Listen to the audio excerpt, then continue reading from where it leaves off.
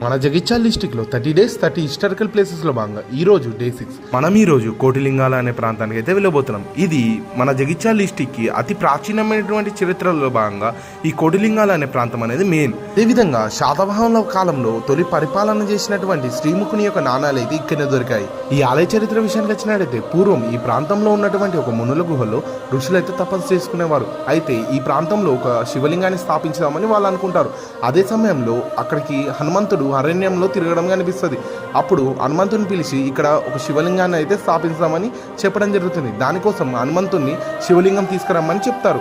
అయితే హనుమంతుడు కాశీకి వెళ్లి శివలింగాన్ని తీసుకురావడానికి వెళ్తాడు. అంతలోపే శుభగడియలు ఎక్కడ దాటిపోతాయని ఋషులు ఇక్కడనే ఉన్నటువంటి గోదావరిలోకి దిగి స్నానమాడంగా వారికి చేతిలోకి ఉష్క రేణువులు అయితే రావడం జరుగుతుంది. దాంతోనే శివలింగాన్ని చేసి అవి కోటి రేణువులుగా ఉండడం వల్ల కోటిలింగాలు అనే పేరు రావడం జరిగింది. విధంగా హనుమంతుడు తెచ్చిన విగ్రహం అనేది ఎందుకు పగిలిపోయింది, దానికి సంబంధించిన ఫుల్ వీడియో అనేది మన ఛానల్లో